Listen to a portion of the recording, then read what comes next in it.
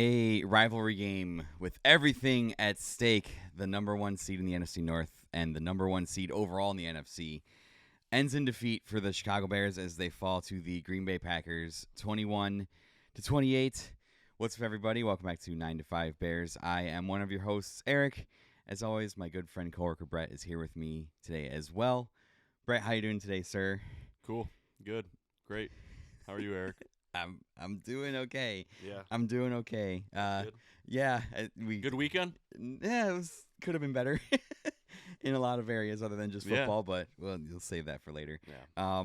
Yeah, it was rough week, rough weekend, I can't even say words. Rough Sunday.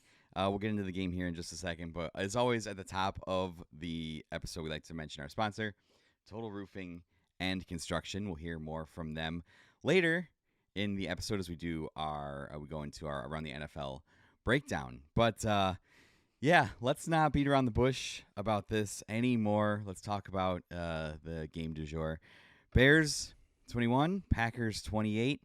Brett, I didn't really have like I normally do a good, better, best segment. I didn't really have one of those. I don't really have a bad, worst. Because before I let you off the chain, because I know you have some disappointment here, I'll say that all I have in regards to this game is a deep disappointment. You know, in the context of the entire season, we've been enjoying some success, some that has surpassed our expectations. You know, I think common consensus was the ceiling we thought for this team was kind of like 9-8 would kind of be where we'd be, and now that we're more successful, the stakes definitely seem higher. But in the context of just me as a Chicago Bears fan, what I look for in a season, in order of things that are a priority to me, 1A is win the Super Bowl. Obviously, that's most important. But 1B right there is beat the Packers, right? If we went 2-15 in the season, I would consider it a successful season if those two wins were against Green Bay. Yeah. 100%. Yeah. So just kind of put into context, I think, kind of how we're both feeling this morning. That's just me personally. So, Brett, how did you feel about yesterday's game? What did you see? I'm so fucking pissed off. But you hit me with some stuff before the show off camera that there's more to life than football, right? Than the Chicago Bears. So thank you for that. You're kind of making me crawl out of this stupid hole I'm in right now. But to your point, your feelings are validated, though. You're allowed to be upset about something you're passionate about. I'm glad you didn't say the same thing that everybody on fucking Twitter saying that, oh, what a moral victory the Bears deserve to be here. I don't give a shit about that. I don't care about moral victories. I'm tired of moral victories. Okay?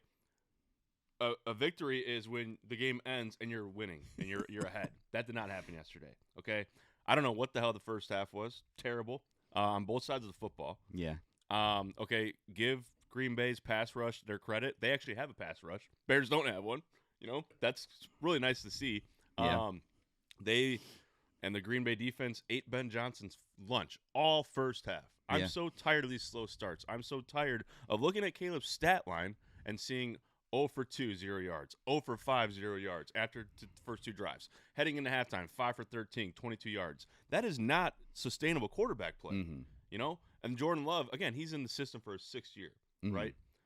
Makes sense that he can slice and dice, although I don't know what happened with the secondary on a couple of those botched plays, especially the one to the backup quarterback, Bo Melton, where also reverse a little bit, Cairo Santos with a fucking terrible squib kick that went out of bounds. They get the ball at the 40-yard line. Yeah, it was really weird. Just an ugly first half, and the second half, yes, night and day difference. Caleb came out and finally played like the Caleb that we all expect him to be, but I'm just tired of it having to be in the second half. Why do we have to go into the first half and, okay, let's see if Ben Johnson can make adjustments? Like, I don't care. I want full 60 minutes. Yeah. We didn't get that yesterday. Yeah. All right, and then the last play of the game, everyone on Twitter is saying DJ Moore is wide open. DJ's not open, okay? There's a guy a defender between Caleb and DJ Moore. What the hell is Caleb supposed to do with that, okay? Yeah. Because everyone's going on this, and this is where I will defend Caleb.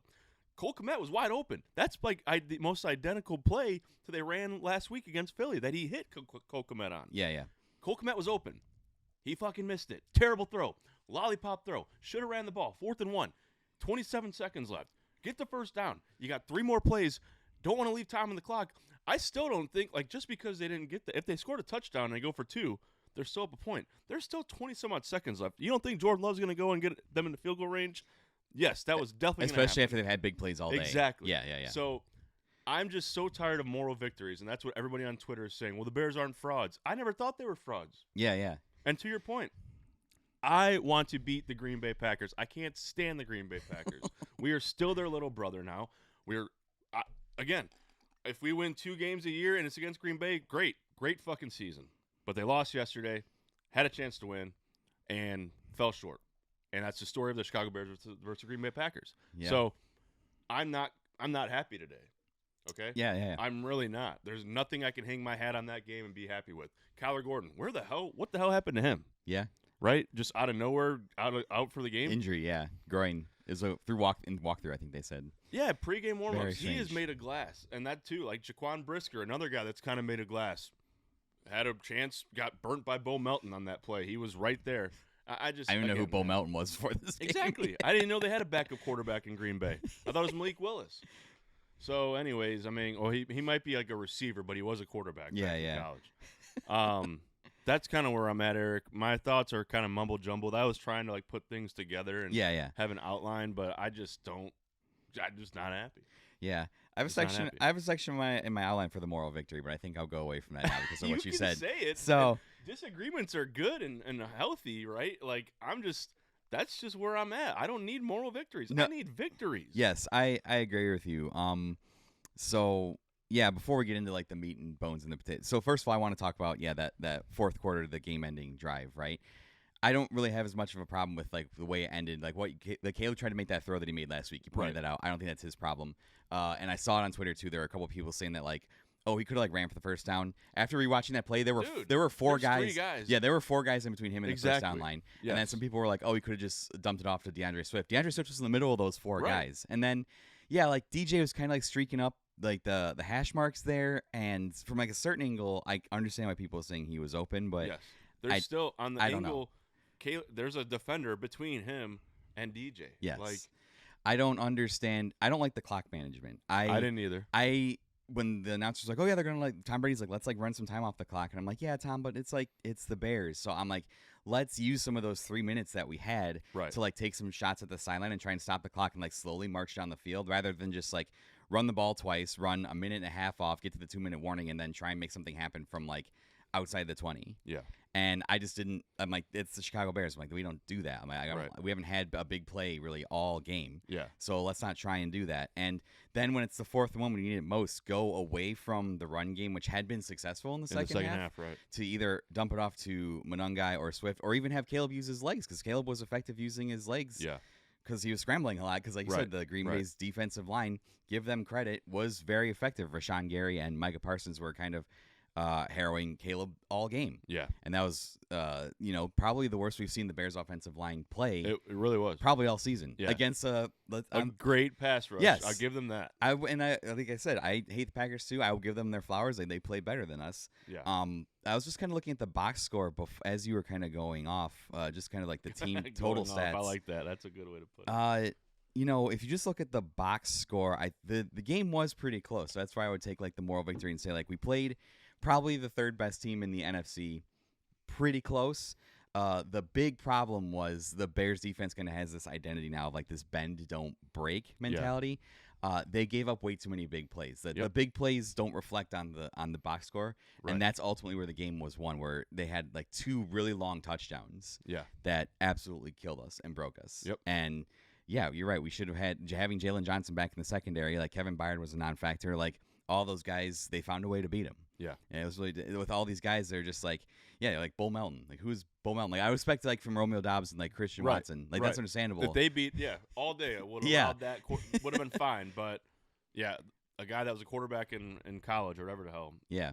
That's what you needed to stop, because in the second half you did kind of have Josh Jacobs corralled and in check. He wasn't as effective as he was in the first half. Oh, and then they did have Josh Jacobs corralled on that last drive. Yeah. 3rd and 1, and you got 3 of your best defenders, Montez Sweat, Jervon Dexter, Jalen Johnson, got him bottled up at the line of scrimmage. What happens?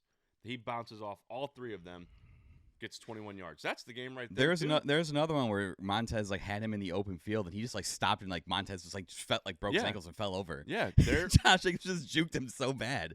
It was just at times when it mattered most, the defense just shit down their leg. Yeah. And that was one of them. I mean, if you hold Green Bay to a field goal there, makes that game a lot easier. You're probably going to overtime. Yeah. Right? Or the Bears go down and win because it's a different game script. So It is, again, the defensive line has been piss poor the last 2 or 3 years. This game shows you need to go out and get guys that can get to the quarterback. Gotta have it. You need to get guys that can get to the quarterback. Yeah. Because they don't have that right now. Jordan Love can sit back there.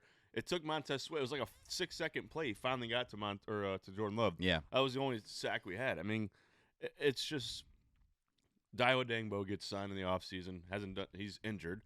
Grady Jarrett was signed. He's been good in the run game, but I mean, it's just a piss poor pass rush, and that was the difference in that game. Yeah, the only person that really stepped up was C.J. Gardner-Johnson, who again, insane to me. He got burnt on that Christian Watson. He did. Yes, he had that early interception that again didn't really turn into anything. Right, which is disappointing. But that I was waiting for that terrible Jordan Love pass, and that was that. Yes.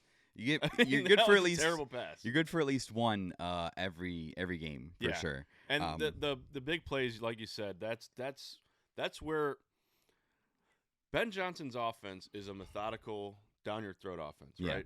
But man, why can't we just get a quick strike here and there? Yeah. Like, I'm so fucking tired of having to listen or watch this offense drive down the field for 5 minutes, 6 minutes. Great, eat the clock, but the Bears are so they're inept at getting these big scoring plays. Yeah. We don't have those. We get big plays, but not like that. Like, the Packers always get those against us. Yeah, and you'd look at the box score again and see that we ran 16 more plays than they did, and we had the ball for like 7 more minutes than they did. Which is crazy, especially given the first half, how that went. Yeah. But it was mostly a result of, I'm glad you brought that up, that methodical offense, because there was the main like drive of the game was like that 17-play, 83-yard drive like that started in the third and like kind of bled into the fourth. Yeah. Huge, awesome drive like that. But you're right, like we should have more plays where it's just like, yeah, we can get a 20, 30-yard strike and like finish the drive and not have to like be so methodical about it.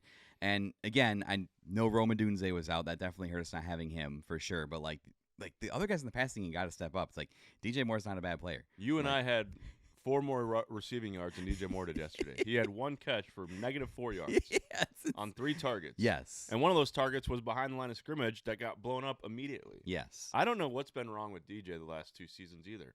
Are him and Caleb just that off the mark with each other? Does he still miss Justin Fields that much? Yeah. Because he was a staunch Justin Fields supporter and didn't want him to leave because he had his best season statistically on Fields' last year. I honestly, I love DJ Moore, but what's the point of having DJ Moore? Like, especially when it's terrible. We sign him to the largest contract in Bears history. He's making $110 million. Yeah. And he had me and you had, and Kyle, all 3 of us had 4 more receiving yards than DJ Moore did yesterday. I had more receiving yards than DJ Moore just sitting on my couch eating Doritos. Yeah. Pretty crazy. Great athletic performance by us. Hot, yeah. Nice performance. It's a good athletic performance. I did my part. So, yeah, again, and it's like DJ Moore's not a bad player. He's not a bad receiver. Absolutely not. He had a 1,000-yard receiving season with Justin Fields. So that should be like show you how like good he is. Yeah. And yeah, we needed him to step up. Like Alameda Zaccheaus got in on the action. He was the only person that like caught a touchdown other than that was a hell of a throw. Yeah. I saw Courtney Cronin tweeted that throw had a 16% chance of being completed, which is the I believe that was the hardest throw that Caleb's completed in the NFL so far. It was a crazy throw. Hell of a throw. He did have some of those, but those were. I also did love going for 2 after that too. Yes, and they mostly did not. Were the throws that Caleb made yesterday were not designed to be that high degree of difficulty. He was getting flushed out of the pocket a lot by Mike Parsons and the defensive line. Yeah. But again, like not to try and drag it back positive, like those things give me hope because not many people can make those throws in the NFL where he's like running just the side hop and like throws it across his body. Right. He hit Colson Loveland for one of those. The pass to Lambeau Zaccheaus. All those were like those outside the pocket. Yeah, and the Cole Kmet pass along the sidelines. That was like reminiscent of the DeAndre Swift against Minnesota pass last year. So like he made some good throws, but you're right. Like we can't continually rely on the late game heroics. Like I love that the Bears are close in fourth quarter, but like you're right, we need to like get it going in the first half. Right. And I love like that the stat I brought up a couple weeks ago is like Ben Johnson does a really good job making adjustments out of half. Yeah, like, that's great. It would be unlike anything we've ever seen. Yes, it was 14-3 at halftime, and the Bears were able to close the gap, which normally during the Packers would not happen. Like they would have gotten some of those big plays early, and it just would have completely demoralized us, and that would have been the end of the game. So I was really happy. Like I was able to take away from it that I was able to watch like an engaging, like good football game. Right. Right? Like Right. out of everything, like Well, at least yes. Well, here's where I will also keep bitching because I'm just we have a podcast and this is a forum for us to bitch. Yes. So let me bitch for an hour and then I'll move on with my life. First half, right? The Bears are so lucky that they got bailed out on that field goal drive. First off, right? Yes. They Yeah, got 2 penalties that saved them. They get down on the 20 and what happens? They settle for a field goal. How many times we settled for field goals when we get deep into enemy territory? Yeah. I'm so sick of it, right?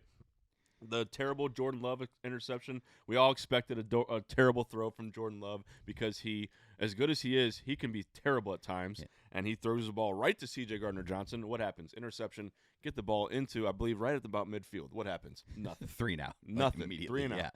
Yeah. 3 and out. Like And almost fumble by Exactly. Colson Loveland, yeah. Yeah.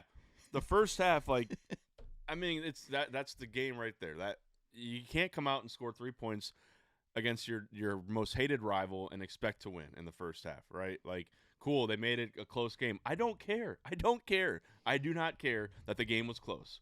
I want to win, and they didn't win. And it's a result of a terrible first half on both sides of the football, and then they had to play fucking catch-up the second half, right? Again, I don't care about moral victories. I want victories. And yesterday is not a moral victory, in my opinion. You can have your moral victories. Doesn't make the Bears 10-3. They're 9-4. Okay, your moral victories don't mean shit to me at 9-5 Bears. There you go. You heard it here first.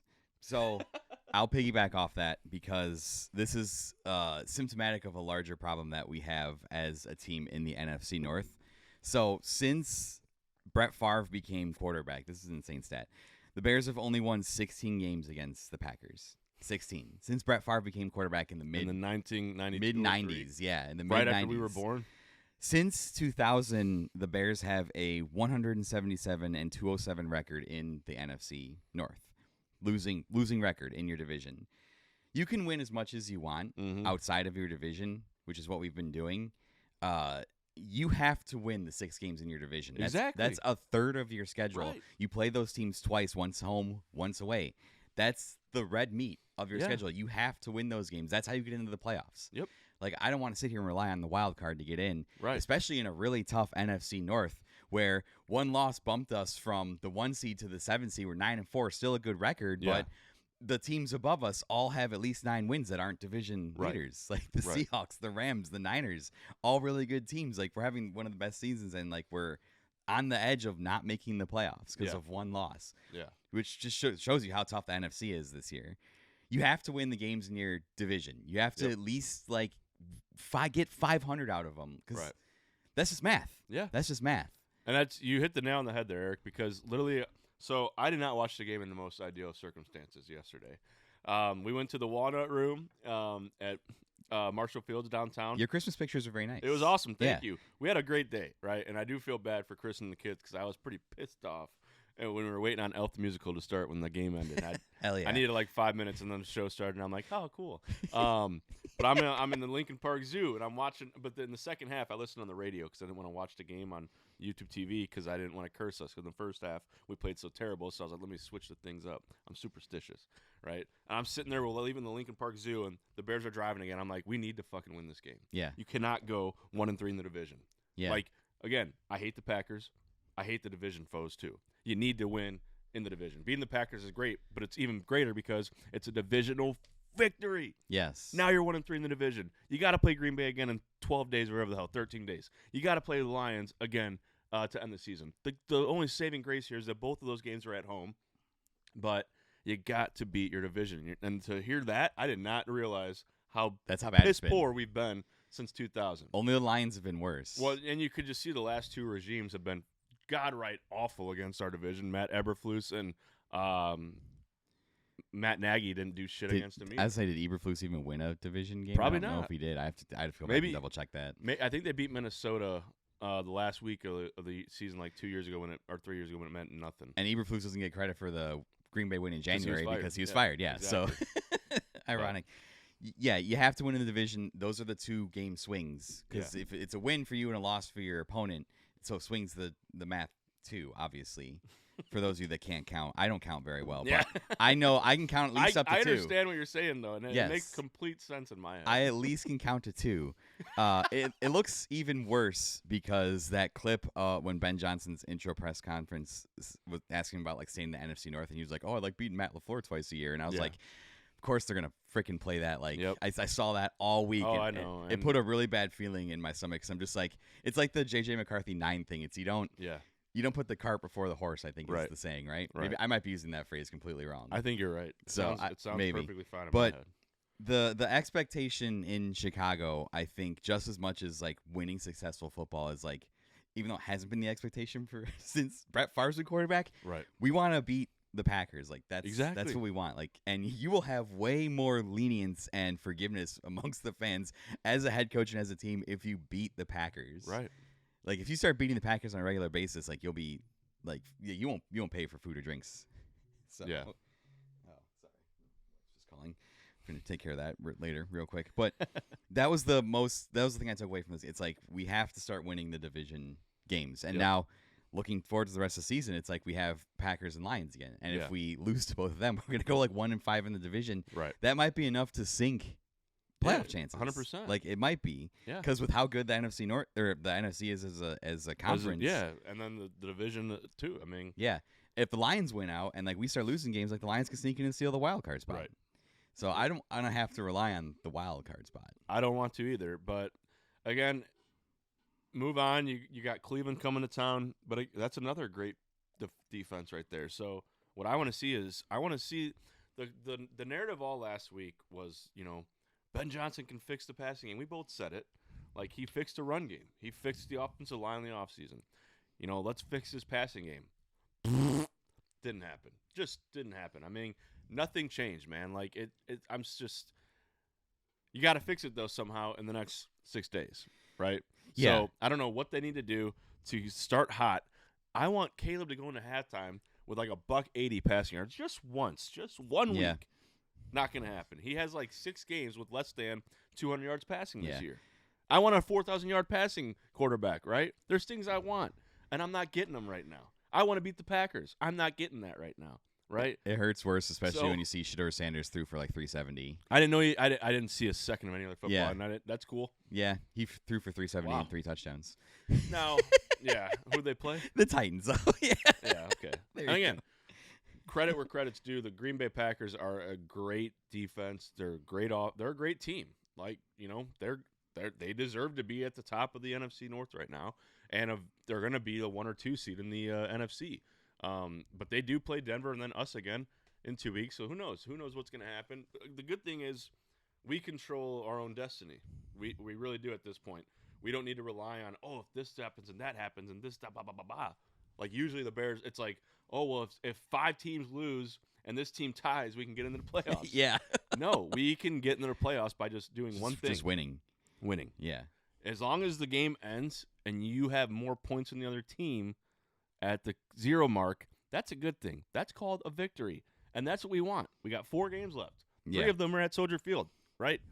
Go win 3 of 4. Okay? Put yourself at the table. Don't rely on other people. I don't care what everything that happens outside of Soldier Field or in San Francisco the rest of the season. Just go handle shit yourselves. And yesterday they didn't do that, okay? Yep. And that's why I'm still pissed off. I'll get over it. It's the Chicago Bears. Like, there's more to life than the Chicago Bears. But as a sports fan, this is all I fucking have. Like, the Bulls suck again. Like the Blackhawks they're good and fun to watch. The White Sox are White Sox. The Bears are like, this is the team. Dude, it was so cool to see how much people. I'm in the city of Chicago yesterday. Everyone's wearing Chicago Bears gear. Yeah. Even Santa Claus at the end of Elf the Musical ended it with saying, well, I skipped Green Bay, and the whole fucking theater cheered. It was hysterical. That is what the Chicago Bears are. They are the lifeline of this city. When the Chicago Bears are good, you see everyone decorated in Bears gear. It's phenomenal to see. Yeah. And that's what's cool is we are good again, but go fucking beat Green Bay. Yes. Just for me once. You beat them earlier in the year. Okay, go do it again in 2 weeks.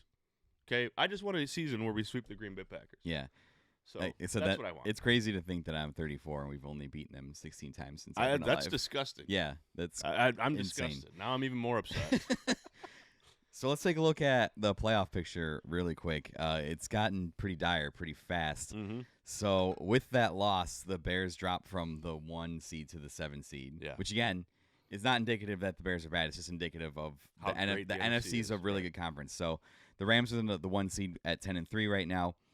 Packers are the 2 seed 9-3-1. Eagles are the 3 seed 8-4. They play tonight. Bucks are the 4 seed at 7-6. Seahawks are at 10-3. They're the 5 seed. They're in the same division as the Rams. Mm-hmm. Niners are at 9-4. They are the 6th seed, also in the same division as the Rams. And then the Bears are at the bottom, the 7th seed at 9-4. So, NFC is really tough this year. The teams that are on the outside looking in, Lions at 8-5, Panthers at 7-6, Cowboys at 6-6-1, and the Vikings somehow are still in the hunt at 5. A lot of crazy stuff would have to happen for the Vikings to get in, but they are mathematically still in the hunt. And then the Bears at 9-4, 7th seed, have the Browns, Packers, Niners, Lions. So 3 of those 4 games are against potential playoff teams. Yep. Playoff teams. Yep.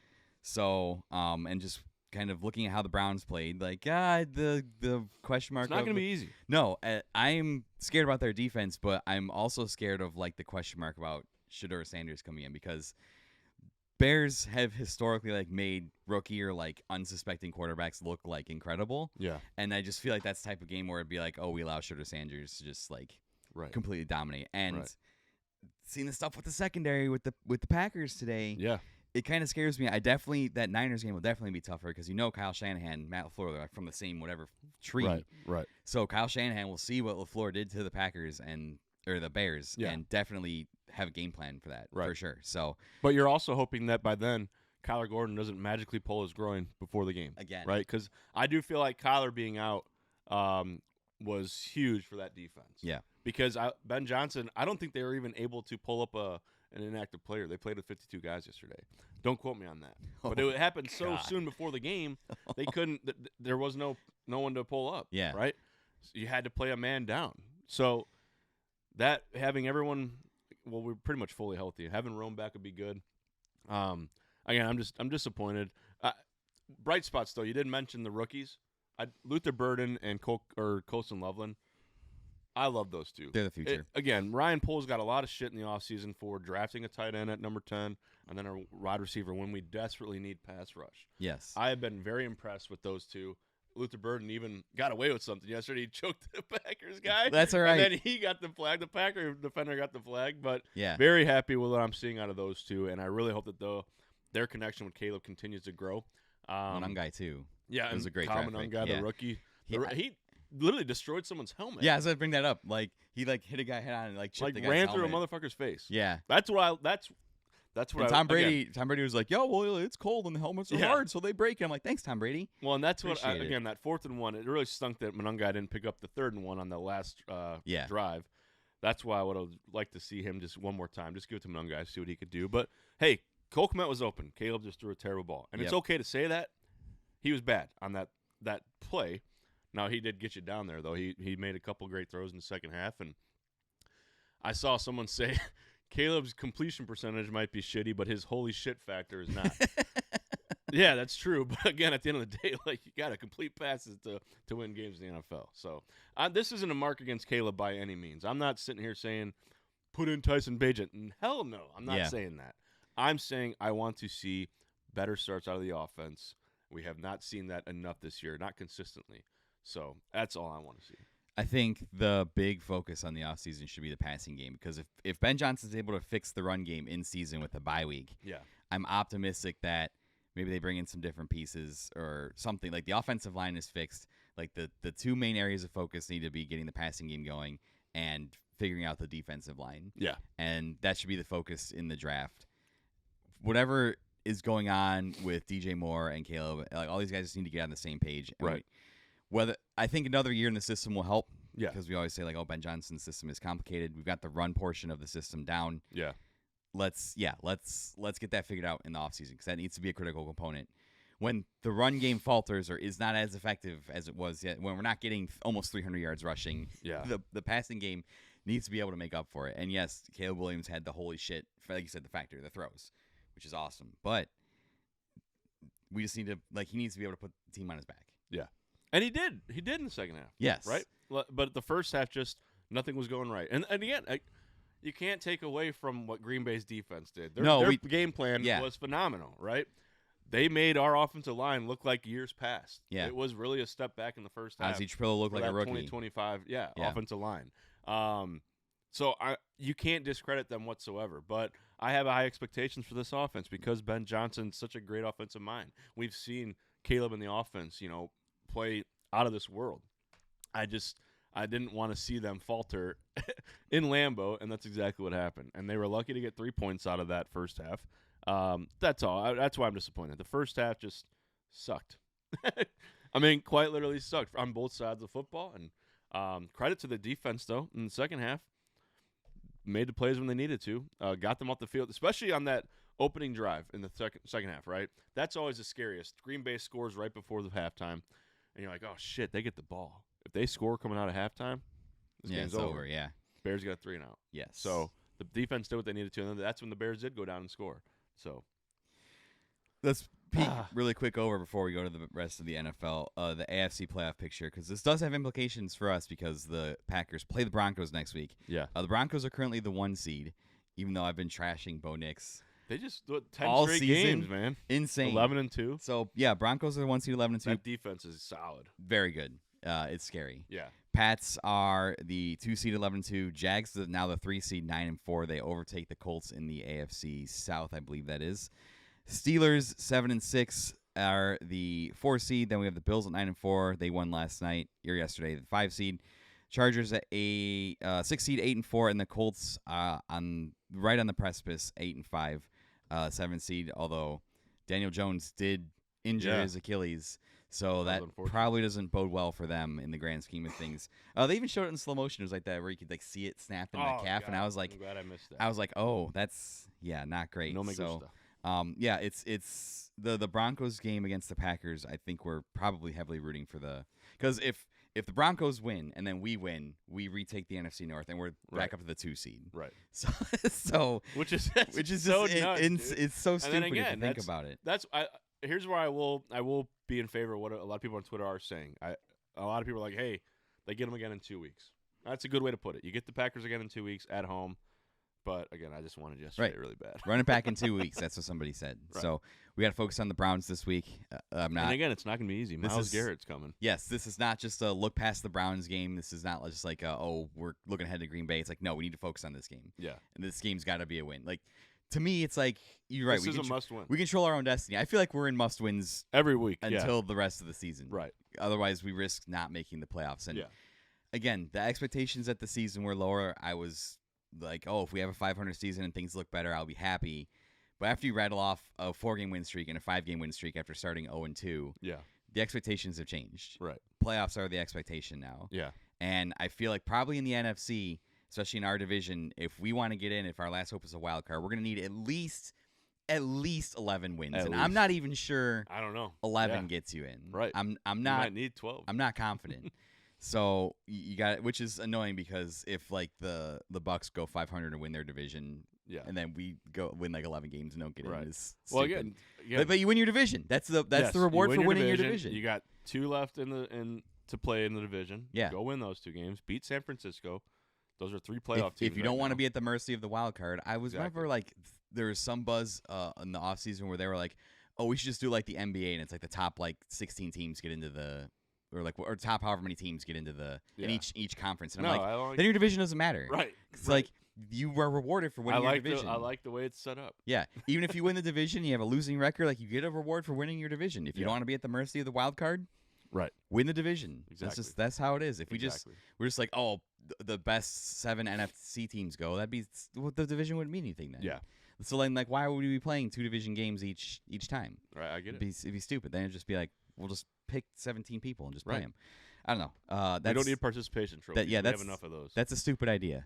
Don't do away with the divisions. So, yeah. But next week's a big game. We're gonna have to deal with Myles Garrett, which is scarier than Mike Parsons, I think. Oh, Mika.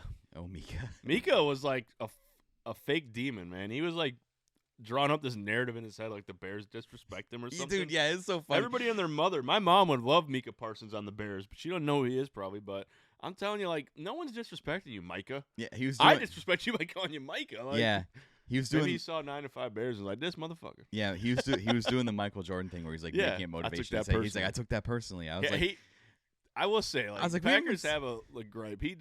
That play that Caleb threw to Duvernay at the end of the fourth quarter. That's questionable.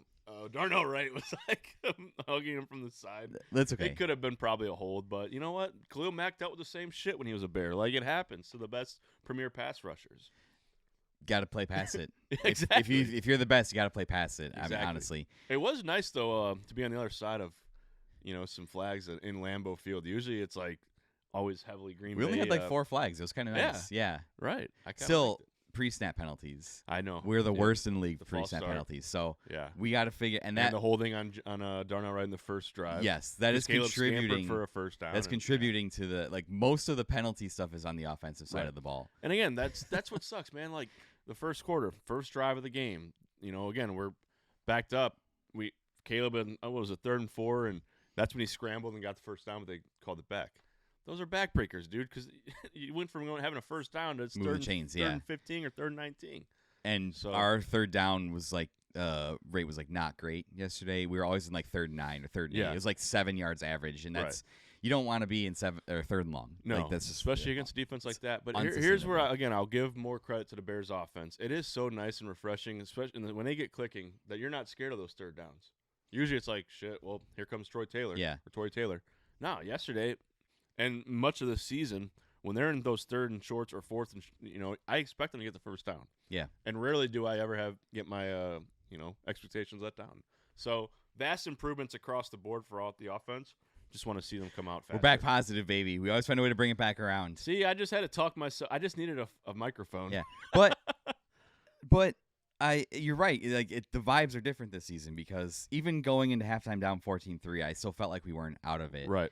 I was like, okay, like this has happened to us before. Like, and we make good. I'm like, I have confidence now that we make good adjustments coming out of halftime. Yeah, and then we play better, and we did, and we brought it close. We just weren't able to pull off what we've been pulling off all year. I mean, our luck was going to run out eventually.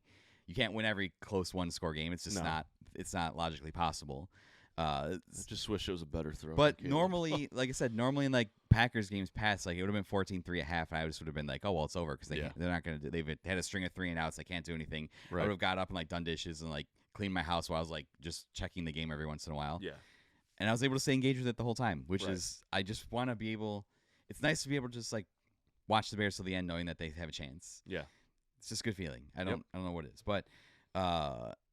Looking ahead, we got some must wins in a tough conference here. So we'll be rooting for the Broncos next week. Lions are playing. Play for the Rams. So tough games for our division. Yeah. I don't know who the Vikings play. I don't really care about them anymore. But yeah, see for shits and giggles. The Vikings will play the Cowboys at Dallas. That's big. What on Sunday night? Oh my God. I'm so tired of watching Dallas in prime time, dude. Shout out to Jerry Jones. God. Shout out to Jerry Jones. On. Speaking of things you aren't sick of, things you shouldn't be sick of. Good segue. Total Roofing and Construction.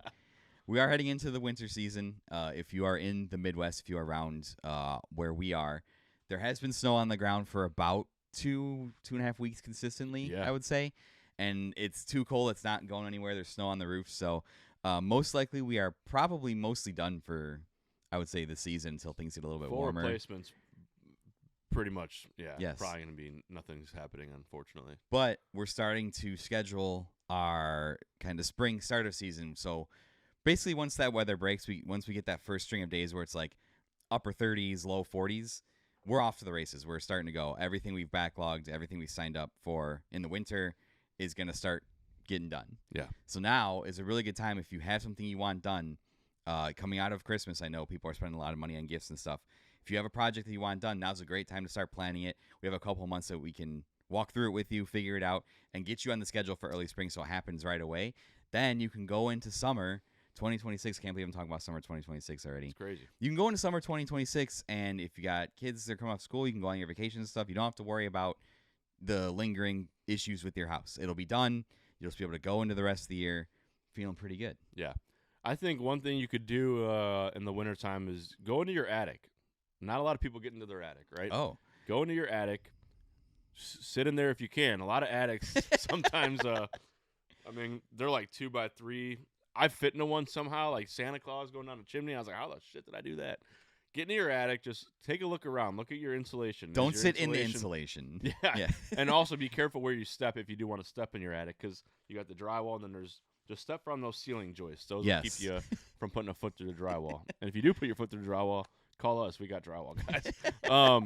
Get into your attic. Just look at your blown-in insulation or your bat insulation, depending on what you have. Look at where your gutters are, your eaves, right? See if you can see daylight. That's always a good sign. That means that your intake is working properly. Look at your ventilation on the roof. Do you have ridge vent or roof vents or anything plugged? Just things that you can do in the winter to kind of make sure, because if you don't have healthy attic flow, that's going to cause leaks in your interior. Mm-hmm. I was at a house last week.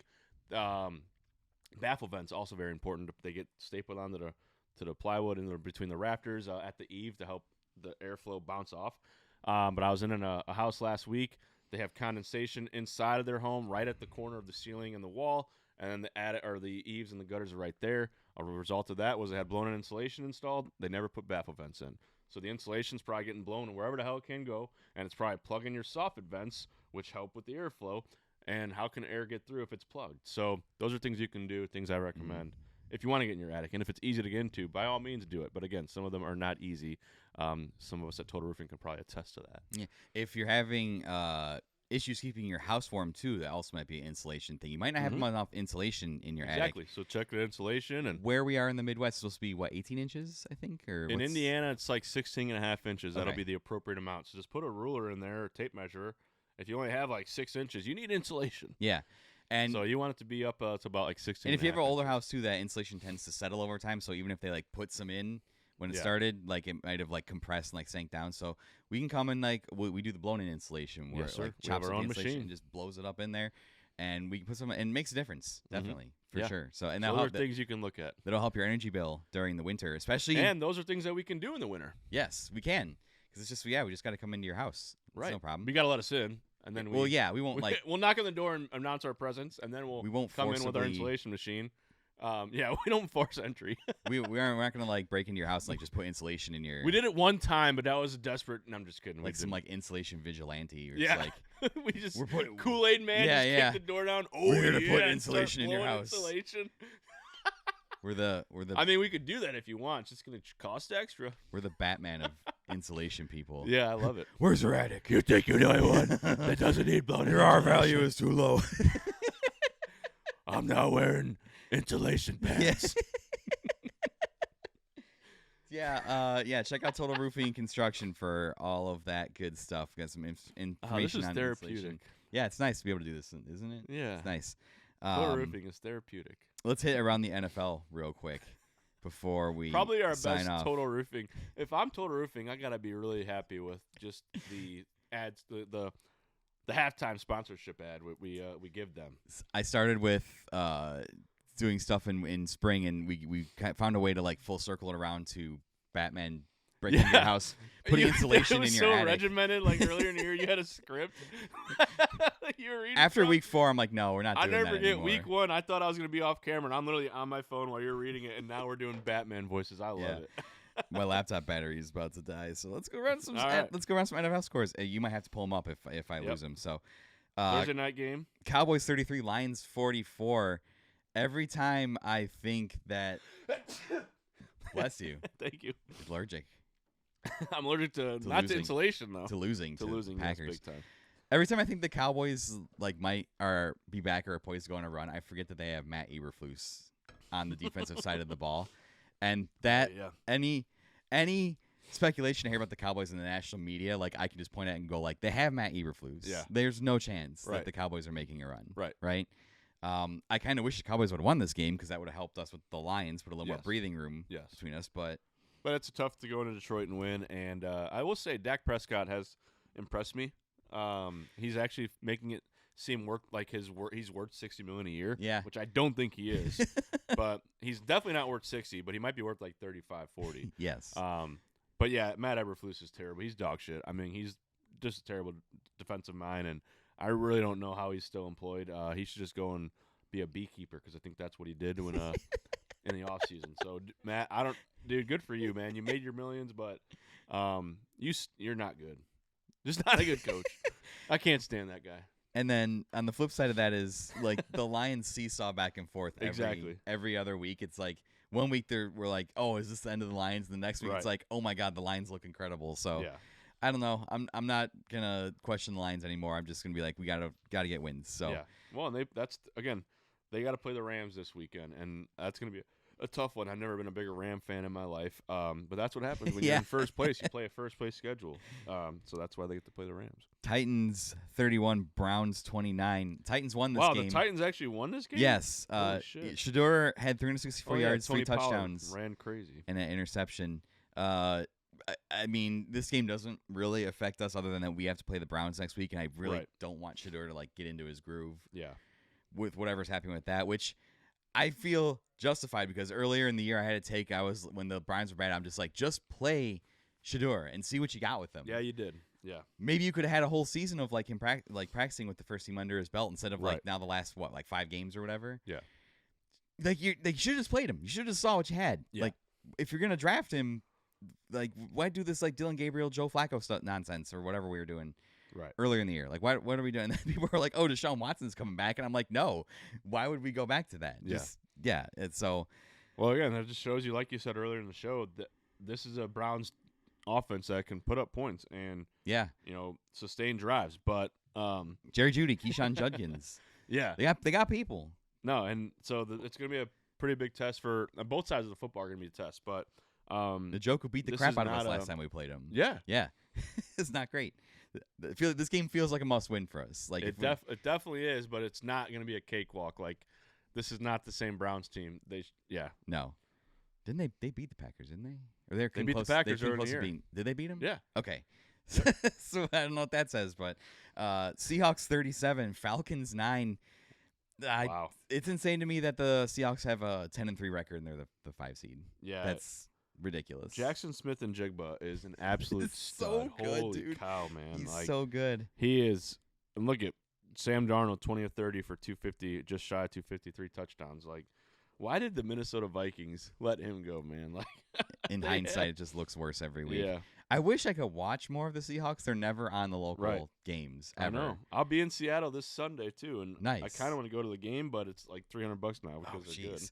Because they were just like kind of average last year, weren't they? They were kind of just like trying to hang on. Because they had Geno Smith. Yeah. Oh yeah. Yeah. Okay. Yeah. And then, so they were the big surprise of this season. Yeah. I want more Seahawks games on the TV, please. Yeah. We don't need the Cowboys in prime time. No. Can you just like flex that game out of there so I can watch the Seahawks? Yeah, because they're definitely going to show Matt Eberflus at some point. I got to see his stupid face and just like holding his card and like just looking stupid out of the field. Like befuddled, like what happened? Why am I here? I stink. Colts 19, Jaguars 36. Boy, a fall from grace for the Colts, man. The Daniel Jones, like I said, popped his Achilles. Yeah. At the beginning of the year, we were like the Colts might be the most unstoppable team. At one point, I had Indianapolis versus Detroit at like week 6. We had you had Jonathan Taylor MVP. I had that bet. Picks, yeah, I ain't gonna hit. Yeah. So the collapse of the Colts, I got another blow with Daniel Jones going down. Hate to see that, obviously. Yeah. And the surging Jags. I guess the Colts haven't beaten the Jaguars in Jacksonville for like. It's been like 14 years or something like that. Yeah, it's 11 consecutive home win against the Colts. That's insane. Yeah, so that was like almost Andrew Luck days. Yeah.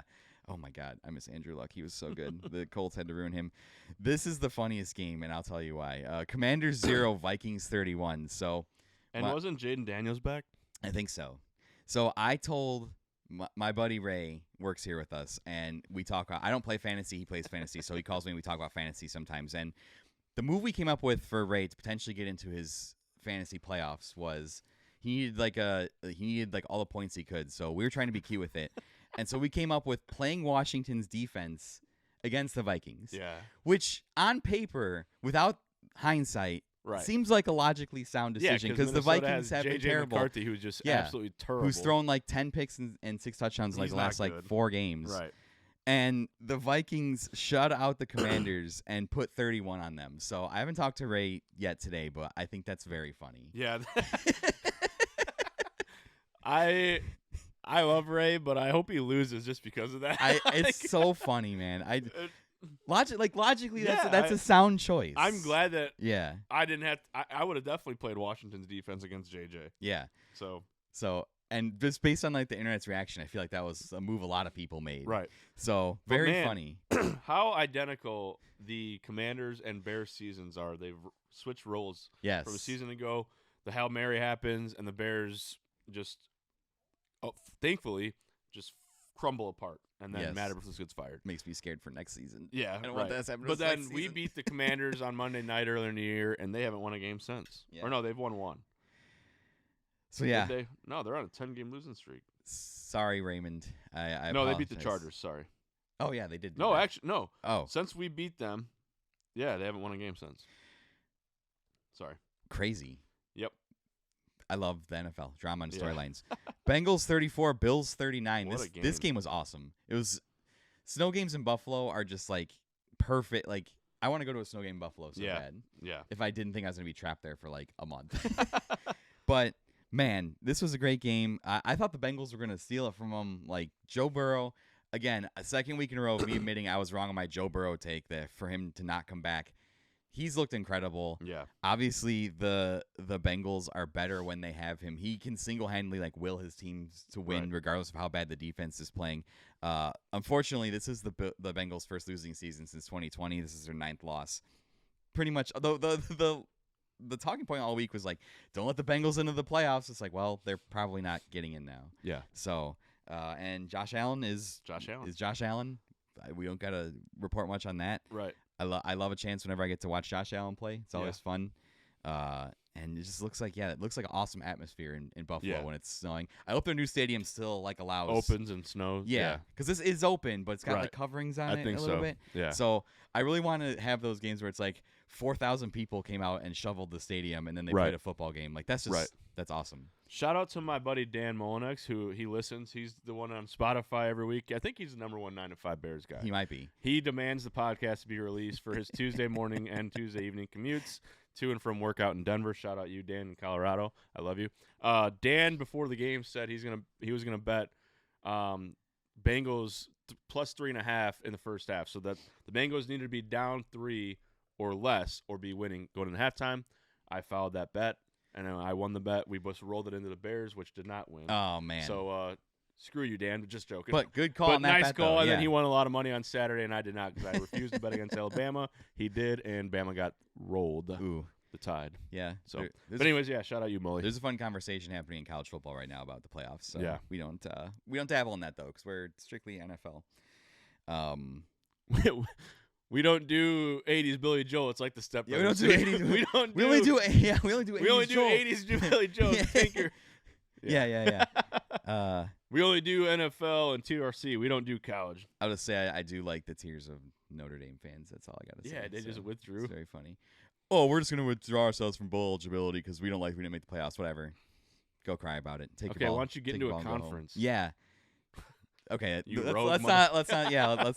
Let's. Saints 24, Bucks 20.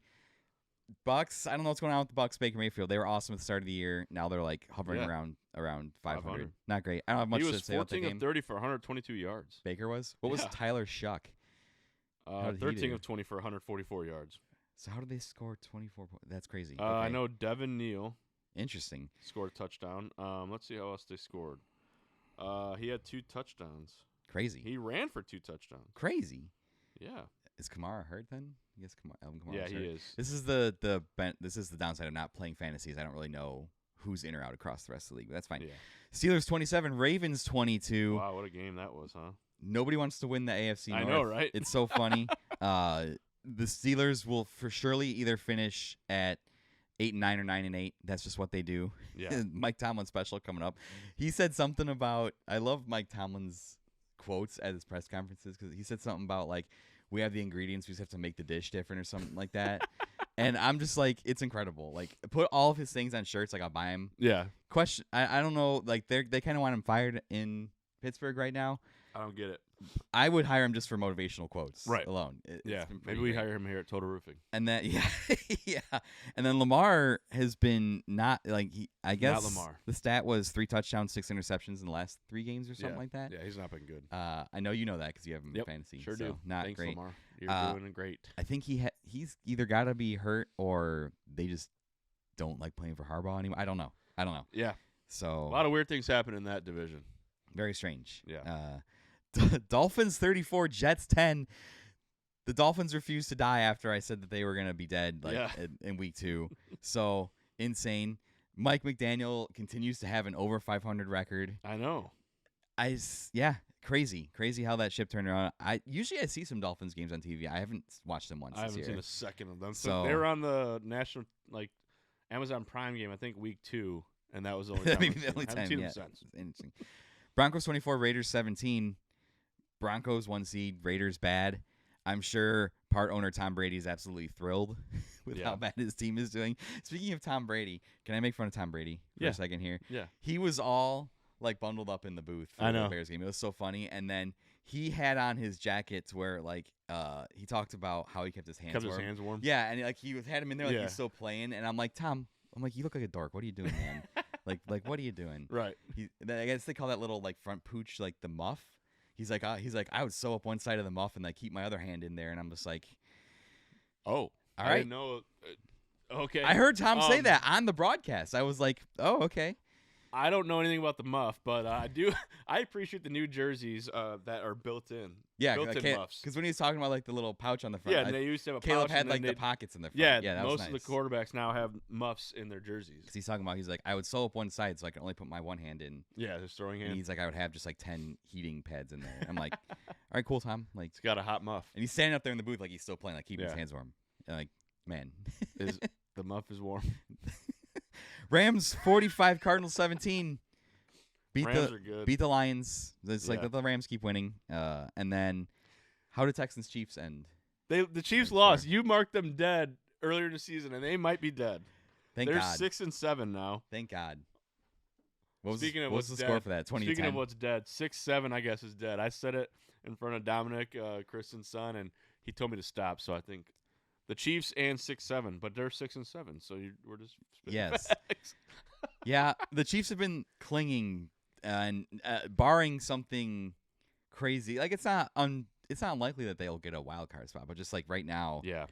And the Texans surging is monstrous. Will Anderson is scary, dude. Oh man, Roll He's Tide, so I love him. They did so such a scary, good job dude. that draft though. That's what drafted C.J. Stroud and then picked Will Anderson a couple picks later. Traded up to get him, yeah. That was a hell of a pick, and Will Anderson is a scary human being. So. It's kind of unfathomable to think, but we could be watching January and February football without the Chiefs.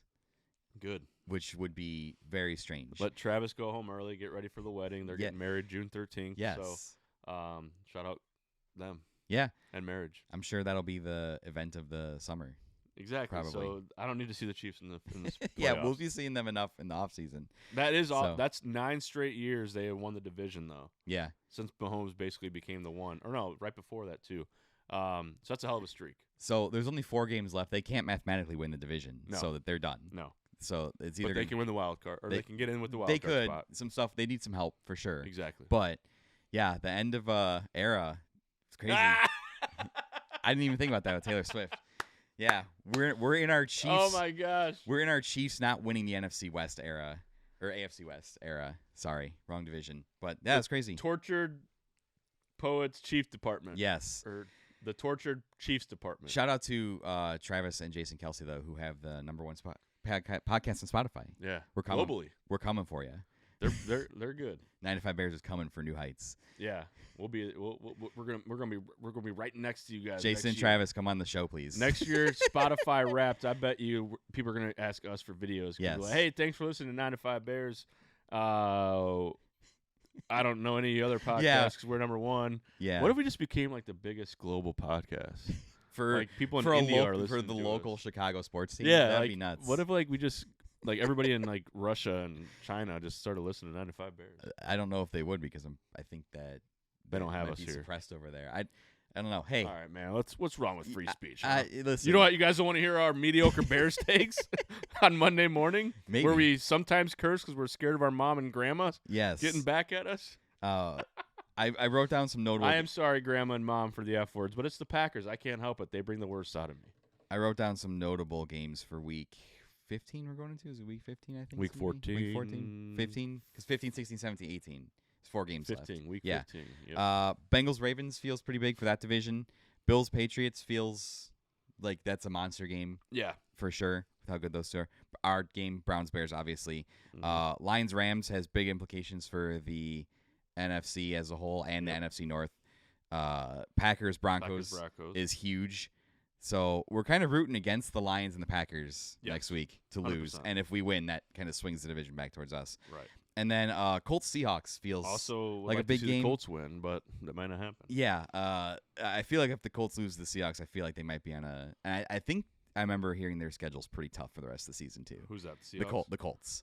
Ah. So I feel like they have a pretty tough schedule is what I remember. But those are kind of like the notable like big playoff implication games that I just looked at the schedule real quick and I was like, these are big. So yeah, we need Rams and Broncos to win next week. Yep. If Lions beat the Rams, it wouldn't be the end of the world. We just have to win to keep ahead of them. The Bears control their own narrative right now. Yeah. They control their destiny. So. If the Lions beat the Rams and we beat the Browns and the Packers lost to the Broncos, would we be the 1 seed again? That just broke my brain, but I don't think so. I think the Seahawks would have to lose too. Because if the Rams lose and the Seahawks win, I think then the Seahawks are the number 1 seed. So It's the NFC's rough, man. The NFC's rough. I'm just gonna wait till week 15's over to see who's wait for the NFL people to make the graphic that Right. shows all the combinations. So we're just not in the hunt side, which is really nice. No, we It's nice are, to not like I be said there. earlier, we are the hunt. Yes. Speaking of hunt, if you want to hunt for more 9 to 5 Bears content, Unless you're in Russia or China, supposedly you can't. maybe I don't know. I don't know how the internet is over there. Get a VPN. yeah. No, Be an adult. NordVPN sponsor us. You can go follow us on social media, 9 to 5 Bears on TikTok. We're over 200 followers. That's been fun to interact with the fans there. That's been really cool. We're almost at 100 subscribers on YouTube. 9 to 5 Bears, the main show. Thank you guys so much. Go and check that out there. That's been really cool to interact with people there as well. Bears 9 to 5 on Instagram. We post clips of the show. If you go to any like podcast or anything, search 9 to 5 Bears. The podcast should be there. If you would leave a rating and review on your podcast listener of choice, they really help us out for sure. Leave a 5-star review and a quirky. If your podcatcher lets you leave like words. Yeah, right. Leave like a quirky little like thing about the Bears or whatever. I don't know. Yeah. Maybe I'll check it out. And if we get a phone call, got to wrap this up. And then 95bears@gmail.com and go over to Total Roofing and Construction to check out what is going on with our fabulous sponsors. So, anything else before you want to close out? Go beat the Browns. Bear down.